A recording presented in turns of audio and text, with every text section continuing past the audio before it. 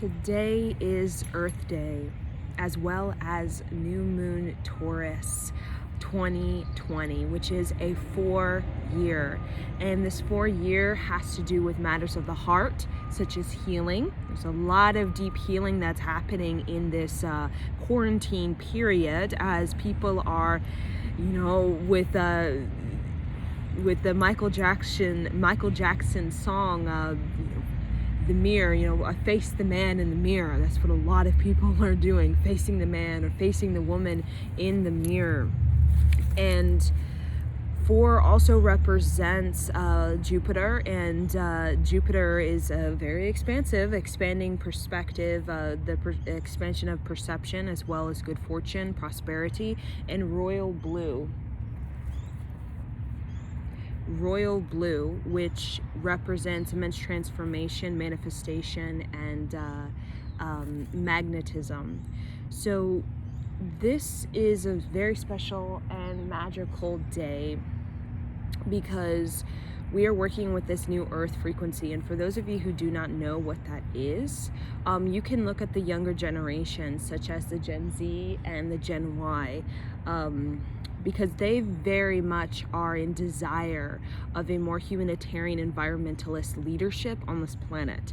Now, we can look at all these sort of conspiracies and agendas of the sort of, we call these elite sort of global leadership, right? Especially with this quarantine, you can find a lot on many different agendas, but these individuals are moving out. A lot of these sort of global leaders that we see today are they're very old, right? Meaning they're a part of an old generation that is a part of an old paradigm. And these young generations, in the next 2-3 generations, there will become these new global leaders, right? And these young generations are vastly different from the global leaders that we have today, particularly following this sort of patriarchal legacy, right? These new generations are quite very different. They desire more of a balance within the inner patriarch and the inner matriarch, right? They desire more of a creative expression, more of a creative force on this planet. While these old sort of global leaders that we have today, they're a part of a totally different structure of the mind, totally different perspective, right? On how to get things done, on how to rule, on how to make things happen. They're a part of this old sort of medieval approach, right? Divide and conquer. But these individuals, they are leaving, right? In the coming of, the next generation or the next sort of decade. So with that, this new earth frequency that is happening today with this new moon Taurus is really showcasing the direction that we're going to go in. So if you're sensitive, right, you will feel the sort of shift in the day. And that's really what the young generation people are about. They have the sensitivity, right? A lot of us desensitize as we become adults, right? But that sensitivity, that sensor awareness is actually very needed, that intuition, that instinct, because that's how we're going to be able to really navigate through this technology age, and how we're going to be able to really create a paradigm that is, again, has a more humanitarian environmentalist sort of concern, as well as involvement, right? So even when you look at, for example, like South America, if you ever looked on like Peace Corps and what the need is, we see a lot of agriculture, right? Agriculture, knowing the land, farming the land, right? That seems to be significant, especially in these third world countries, right? And that really showcases that we are in need more of individuals who are inclusive of nature, right? Who are functioning alongside nature, right? In this technology age, have disconnected ourselves from it, very much so, right? And with this, this 5G, 6G, 7G, who knows, of the next 3 generations, the more sensitive we do become, the more sort of involved we are with nature in our own sort of participation with it, in like sacred geometry that is in many sort of cities around this planet are being their sacred geometry is being used in architecture design in the city-state as a way to conserve energy, right? So that energy efficiency, renewable energy, rather than draining all the energy, right?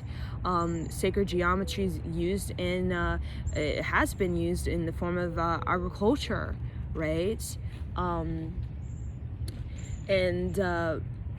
Sacred geometry used in education. Even it could be used in what we know as, the police, when it comes to the actual creating a more rhythmically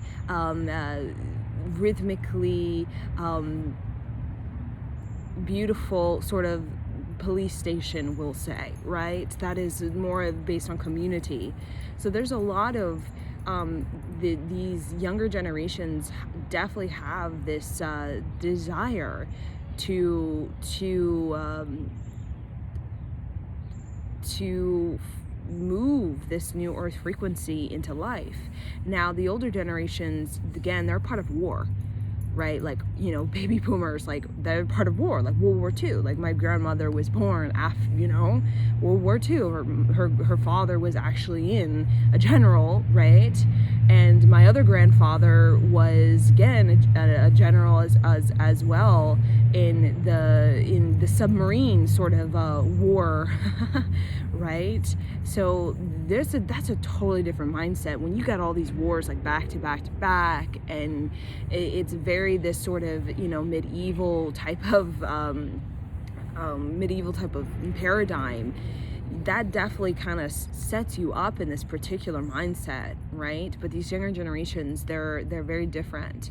There's a desire to there's a desire for a society that has more of this equality, and not just equality as in race and sex and age and nationality, ethnicity, but more an equality in the way that we view ourselves and each other and this earth, right? Because in this medieval approach, like, we look at blacks with this evil eye, we look at people who are farmers, you're lesser than me. So I'm talking about equality in the way that we see self and other, right? And the way that we are supporting each other's growth, right? And that is more of a emotional maturity that I'm talking about, right? We're working towards equality in many areas of like age, sex, nationality, ethnicity, class, but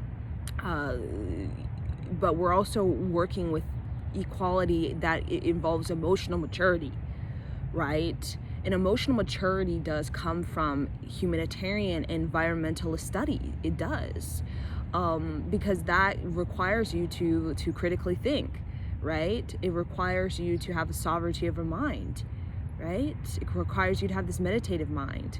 So the many individuals who are caught in this, this ancient, it seems very ancient, old, like rusty type of mindset of whatever this medieval that is, very much in these wars that we've had with the baby boomers still sort of prevailing, and these old, older global leaders that we have are very much a part of that sort of medieval sort of lineage.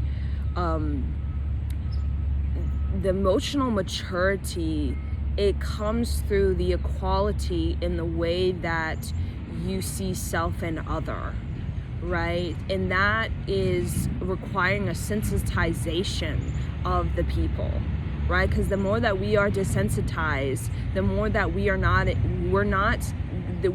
matter how old you are, 50, 40, 30, you're not in the rite of passage of manhood, womanhood without the sense of emotional maturity, because you gain the virtues, right? And the one thing that was taken, you could say, from various sort of, I mean, we're very young, United States of America, but when you kind of deconstruct the sort of tribal sort of structure, the social structure, you also can take away the sort of the virtuous living, the rite of passage of manhood, womanhood, right? The woman, right? What the woman represents, what the man represents, the virtues of both, and how that creates a generation, or how that interacts in a community, right? So, you know, this tribal social structure has been very much deconstructed.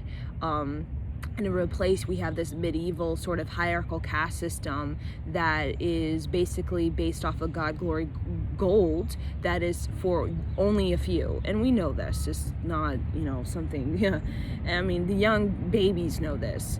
But in this humanitarian environmentalist new earth frequency, we are wanting to restore these qualities of interacting with life, or interacting with nature, or interacting with human beings. And with this new earth frequency, there's such a focus on emotional maturity, because we all have that, still that medieval lineage, that medieval paradigm, the patriarchal paradigm, and there's a lot of trauma associated with that, right? There's a lot of fear, there's a lot of prosecution, there's a lot of discrimination, you know, there's a lot of segregation, and any, like, all across the board, regardless of, you know, like sex, you know, race, nationality, ethnicity, religion. So I feel the emotional maturity has to do with actually moving beyond this sort of medieval paradigm, right? That a lot of the global leaders that are old, basically, they still represent, right? They're functioning from that type of lineage model, basically. And just like computers and all the different models, or the cell phones, all the different models, these new generations represent a very different model.